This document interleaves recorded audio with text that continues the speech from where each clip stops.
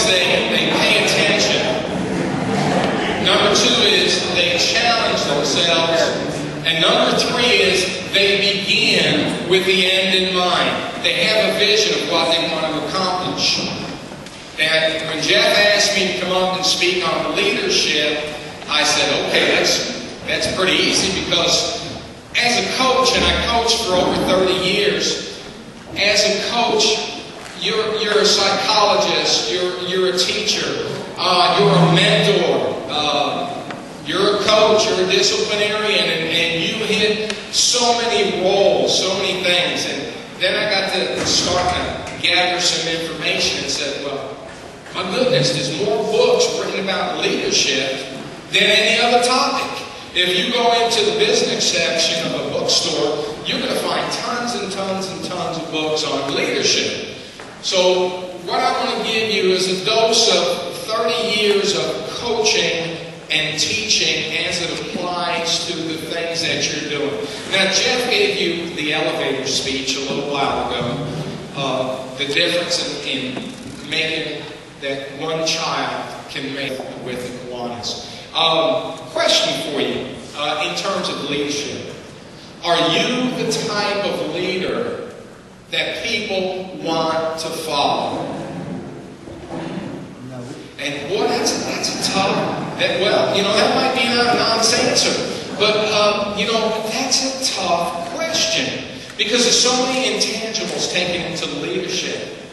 The first and most important thing, as we're talking today about servant leadership, is quality leaders lead to serve. It's not a position thing. They don't lead by position authority. They lead by their ability to serve the members of the organization and the membership that organization and community serves. As a coach, my job was not only to help these young men and young ladies that I coached become a better athlete, but it was to make sure that they got an education so that they were able to go on with their lives and help other people down the road. What you're doing in education, what you're doing in young people with the Kiwanas clubs, in Valdosta, Georgia, where I'm from, is a 50% dropout rate in high school. Somewhere we're missing the boat with the kids. Our future is the kids. We have got to make sure that we're helping these kids.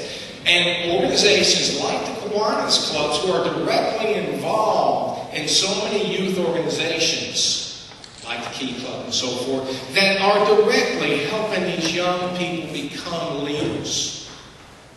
We need more people that are involved. And in order to do that, we've got to have leaders that are going to help. In the United States military, their philosophy is, in order to lead, you must first be able to follow. So they break down all new recruits when you go to boot camp, and they take away your personal identity, and they break you totally down so that you are able to follow, so that you are then able to be an effective leader. In the United States Military Academy at West Point, all students have to participate in athletics. No choice. You are on either a club team or a varsity sport. Now, it might be a rifle team, the archery team, whatever, the golf team, the water polo, whatever. They've got hundreds and hundreds of sports.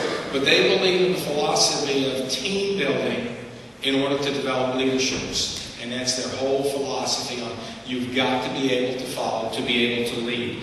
You have to be able, as a leader, you have to be able to work for excellence. Good enough is not. Well, that's good enough. No, it's not. When you set your standard as just good enough, when you're willing to accept anything but the best, then you're willing to accept less than you're capable and those in your organization are capable of accomplishing. What you allow, you encourage. If you allow sloppy work, you're encouraging sloppy work. If you're allowing your club only to complete half-complete projects, you're encouraging the success of clubs to only do so.